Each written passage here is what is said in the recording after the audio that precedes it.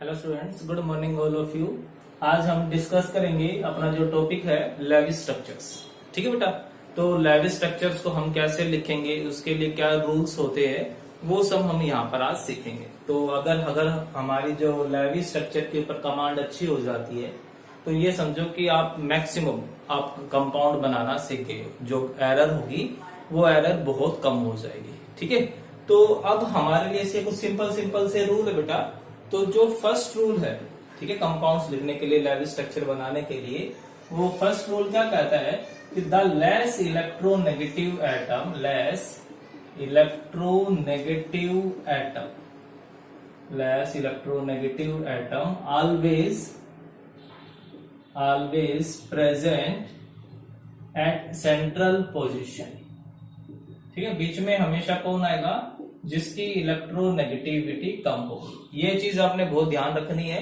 Electronegativity वाला concept हम सीख ही चुके हैं। ठीक है, जैसे CO2 की बात करूं तो कार्बन को बीच में रखूंगा, NO3 की बात करूं नाइट्रेट आएंगे, NO3 नेगेटिव, तो नाइट्रोजन को बीच में रखूंगा। ठीक है, तो इस तरीके से हम ये ध्यान रखेंगे, लेस इलेक्ट्रोनेगेटिव बीच में आएगा और जो हायर इलेक्ट्रोनेगेटिव एटम्स होंगे वो हमेशा कॉर्नर के ऊपर आएंगे, टर्मिनल पोजीशन पे आएंगे।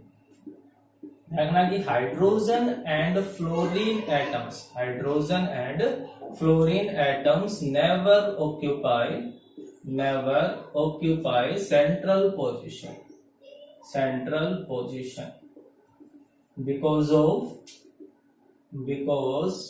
of tendency to make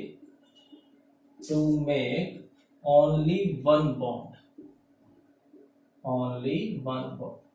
ठीक है, कि जो हाइड्रोजन और जो फ्लोरीन एटम है वो कभी भी सेंट्रल पोजीशन पे नहीं आ सकते। भी सेंटर में आने का मतलब क्या होगा कि उसको एटलीस्ट 2 बॉन्ड तो बनाने पड़ेंगे। जो बीच में आ गया उसको लेफ्ट वाले के साथ भी बॉन्ड बनाना पड़ेगा और राइट के साथ भी। हो सकता है कि 2 से ज्यादा भी बनाने पड़ जाए, बट 2 तो बनाने पड़ेंगे। जैसे चेन खेलते हो तुम, है ना, तो अब जो बच्चा बीच में होगा वो क्या करेगा, उसको दोनों तरफ के स्टूडेंट से या बच्चों से हाथ पकड़ने पड़ेंगे। तो वही चीज कहता है। अब हाइड्रोजन भी सिर्फ एक बॉन्ड बना सकता है, एक इलेक्ट्रॉन होता है, और फ्लोरीन के पास सिर्फ एक इलेक्ट्रॉन की जरूरत होती है, अनपेड इलेक्ट्रॉन एक ही होता है। तो फिर से भाई कहता है कि हाइड्रोजन और फ्लोरीन कभी भी सेंट्रल पोजीशन पे नहीं आएंगे। कभी भाई ये कहो कि हाइड्रोजन की तो इलेक्ट्रोनेगेटिविटी कईयों से कम होती है, बिल्कुल कम होती है, बट वो सिर्फ एक ही बॉन्ड बना सकता है। तो अगर वो बीच में आ गया तो चेन एक टूट जाएगी, कंपाउंड ब्रेक हो जाएगा। इसलिए हाइड्रोजन कभी भी बीच में नहीं आएगा। ठीक है, फिर नेक्स्ट कहता है कि 4 अनायंस, अगर वो कोई जो कंपाउंड है उसके ऊपर नेगेटिव चार्ज है तो कहता है 4 anions, each negative charge means addition of 1 electron.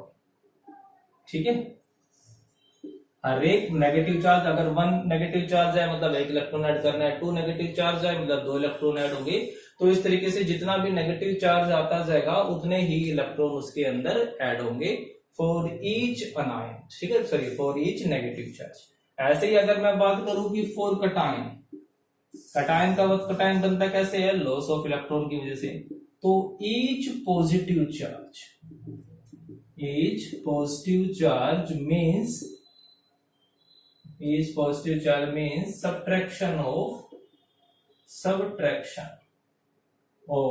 1 electron.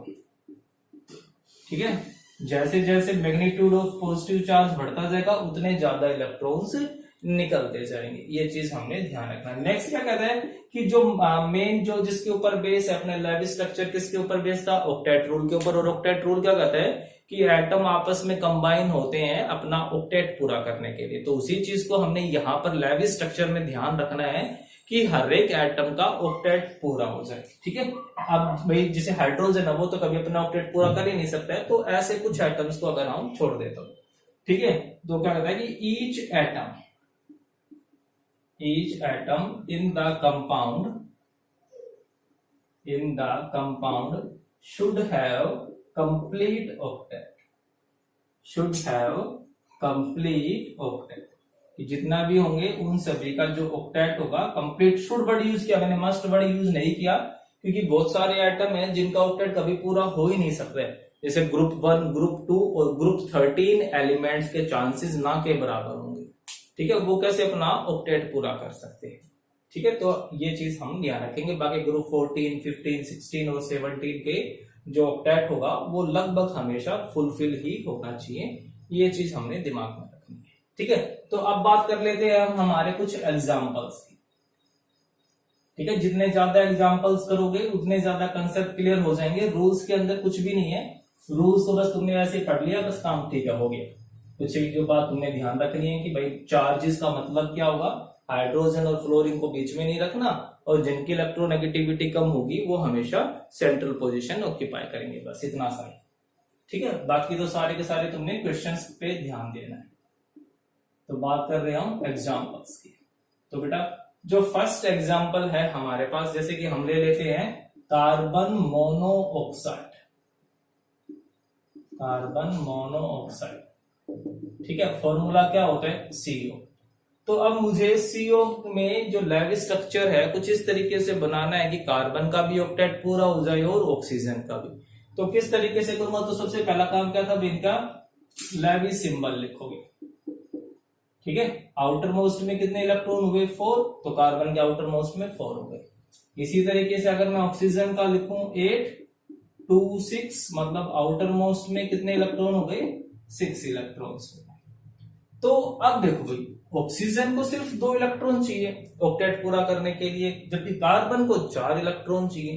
तो अगर मैं सिंपल सा दिमाग में लेके चलूं भाई 1, 2, 2 इलेक्ट्रॉन की तो दोनों को रिक्वायरमेंट है पहले। ठीक है, कुछ इस तरीके से, मतलब क्या किया, दोनों ने एक एक इलेक्ट्रॉन का शेयर कर लिया। ठीक है, तो टोटल 2 बॉन्ड बना लिए। ऑक्सीजन तो स्टेबल हो गया, बट कार्बन तो स्टेबल नहीं हुआ। अब कार्बन का तो ऑक्टेट पूरा होना चाहिए। अब हम क्या कर सकते हैं, सोच के देखो, कोई लॉजिक है। अब मैं सोचू भाई मैं 3 बॉन्ड बना देता हूँ, ट्रिपल बॉन्ड। तो अगर ट्रिपल बॉन्ड बना दूंगा तो भी कार्बन के 7 इलेक्ट्रॉन ही हुए, 8 तो हुए ही नहीं।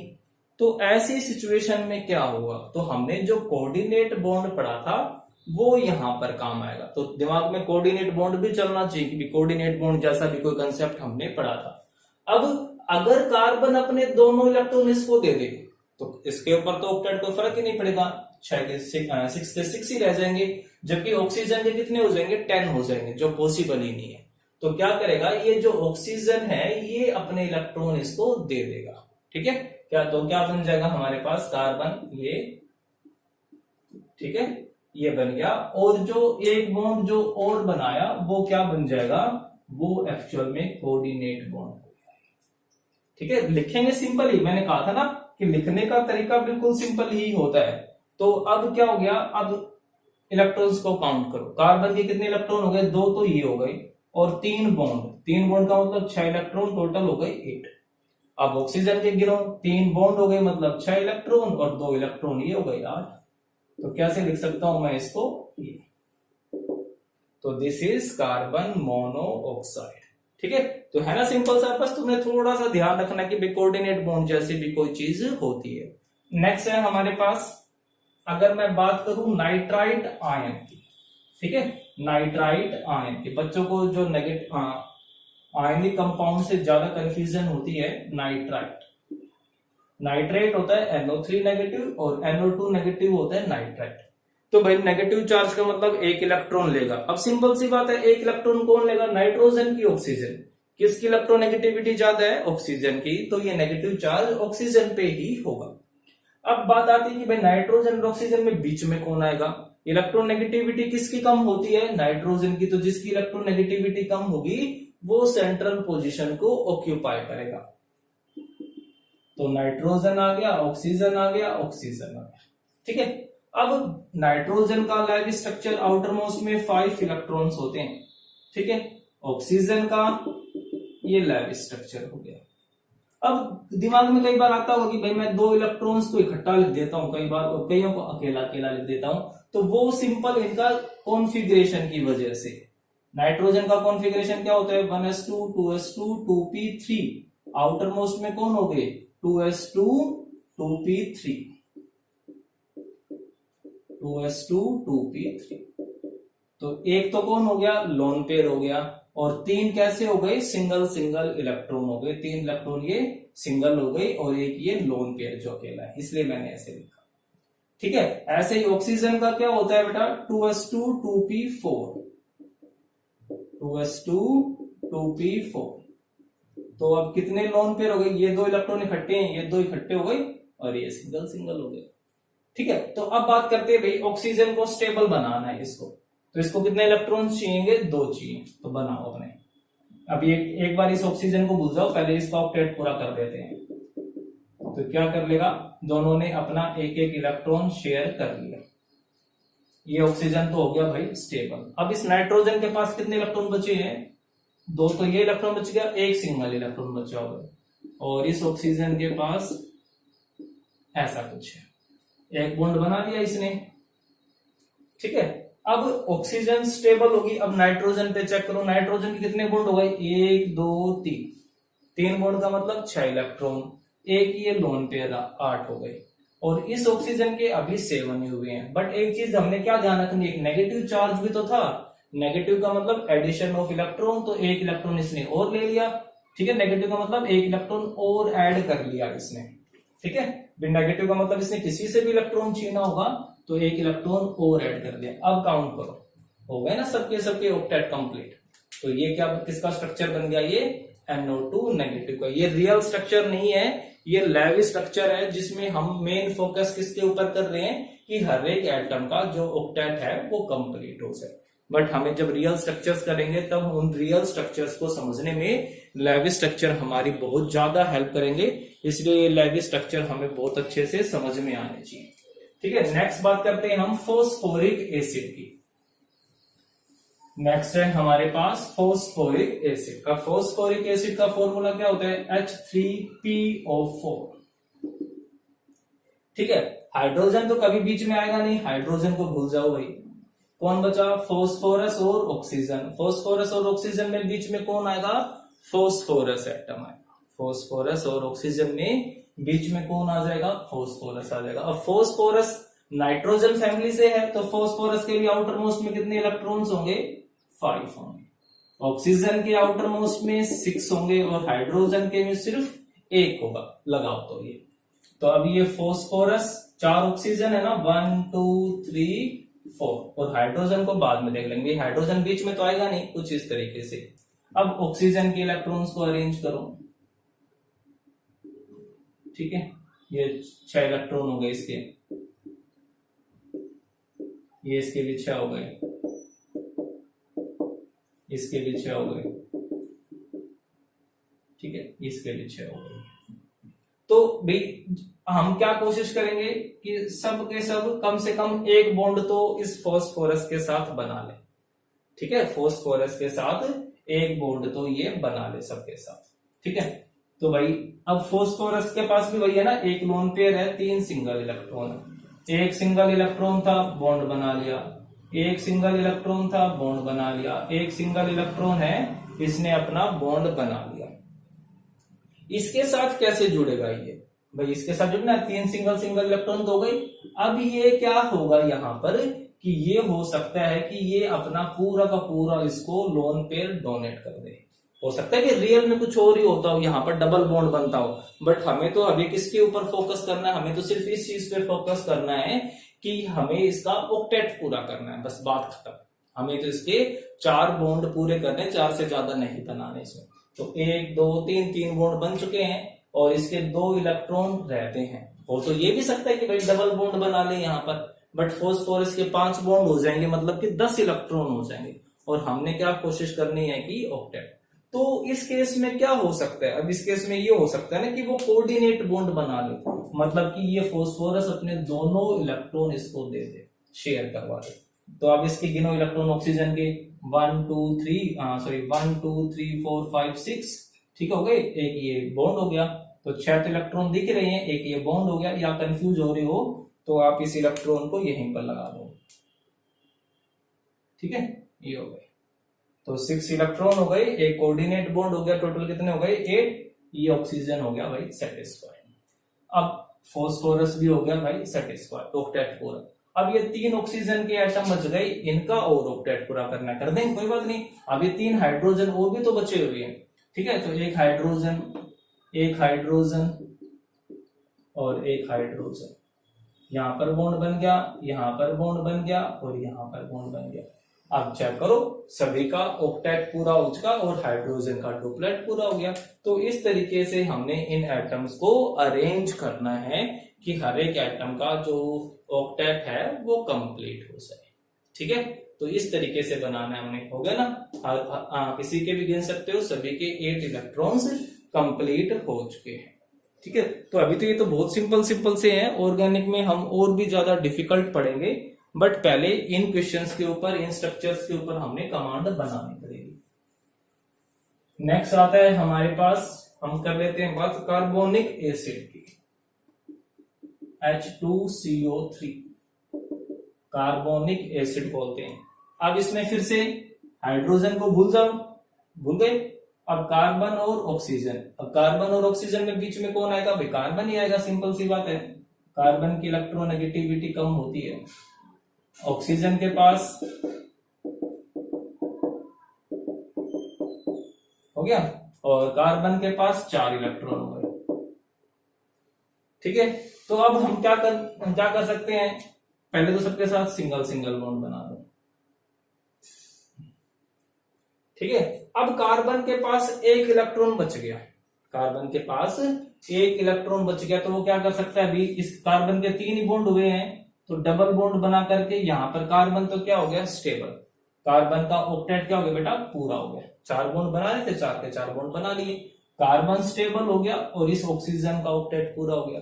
अब बच गई ये 2 ऑक्सीजन। अब इन दोनों ऑक्सीजन का ऑक्टेट कैसा पूरा कर सकते हैं? अब कितने हाइड्रोजन और बचे हुए हमारे पास? 2। एक हाइड्रोजन यहां पर आ जाए, एक हाइड्रोजन यहां पर आ जाए, दोनों के बीच में बॉन्ड बन जाए और क्या हो जाएगा? ये सबका ऑक्टेट पूरा हो गया। हाइड्रोजन भी स्टेबल है, डुप्लेट पूरा हो गया, कार्बन का ऑक्टेट पूरा, ऑक्सीजन का ऑक्टेट पूरा, और ये क्या बन जाएगा हमारे पास? Carbonic acid. है ना, सिंपल सा। तो ये सिंपल से स्ट्रक्चर्स हैं जो तुमने सीखने हैं, थोड़ी सी प्रैक्टिस करोगे तो हो जाएंगे। नेक्स्ट आता है हमारे पास सल्फेट आयन, SO4 2 नेगेटिव। ठीक है, सल्फेट, बीच में कौन आएगा बेटा? सल्फर आएगा। ऑक्सीजन कितनी हो गई? 4। अब जो सल्फर है वो भी ऑक्सीजन फैमिली से है ना।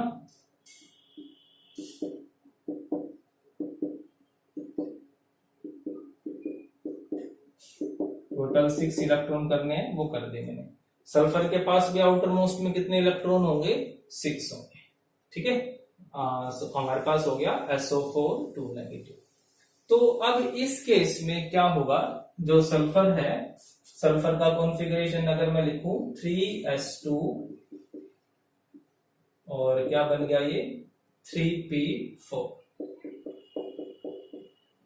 ठीक है, तो 2 तो क्या हो गई? इस तरीके से लोन पेयर हो गई और 2 सिंगल सिंगल। ठीक है, हो सकता है कि ये डबल बॉन्ड भी बनाता हूं, बट हमने अभी किस पे ध्यान रखना है कि भाई ये अपना ऑक्टेट पूरा करेगा, ये 4 बॉन्ड ही बनाएगा। तो बेटा ध्यान से देखो, अब क्या क्या हो यहां पर?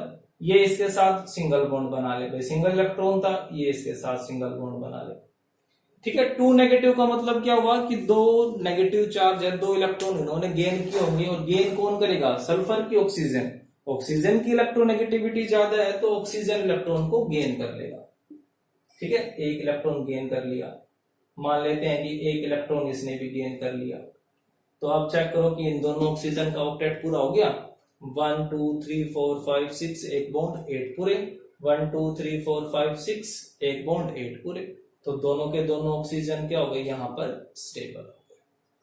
ठीक है, अब बात आती है कि भाई ये दोनों ऑक्सीजन कैसे स्टेबल हो? अब कार्बन सल्फर ने भी सिर्फ 2 ही बॉन्ड बनाने हैं। अब ये जो 2 लोन पेयर है, इनके केस में क्या हो सकता है कि वो कोऑर्डिनेट बॉन्ड बना ले। इसने अपना पूरा का पूरा लोन पेयर यहां पर शेयर कर दिया, एक लोन पेयर पूरा का पूरा यहां पर शेयर कर दिया।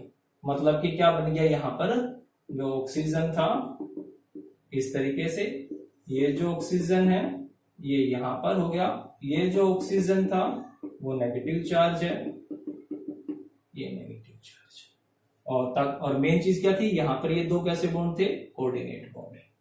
हो गए ना, सबके सब स्टेबल हो गए, सबका ऑक्टेट पूरा हो गया और ये हो गया। ये रियल स्ट्रक्चर्स नहीं है, बस हमने इसमें सभी के ऑक्टेट्स को पूरा करना है और ज्यादा कुछ नहीं करना हमने। ठीक है, तो ये जो स्ट्रक्चर्स है कम से कम आप घर पे 10 स्ट्रक्चर्स को जरूर बना करके देखोगे। ठीक है, 10 स्ट्रक्चर्स कम से कम जरूर बना देखोगे। तो एक स्ट्रक्चर बता रहा हूं मैं, N2O नाइट्रस ऑक्साइड, बहुत इंपॉर्टेंट है, आप इसको जरूर बना करके देखोगे और फिर भी डाउट आता है तो वो मुझसे पूछ सकते हो। ठीक है, नाइट्रस ऑक्साइड का क्लियर है। ऑर्गेनिक केमिस्ट्री में भी इसका यूज होगा, तो हमने इस टॉपिक को बिल्कुल भी हल्के में नहीं लेना। Okay, thank you.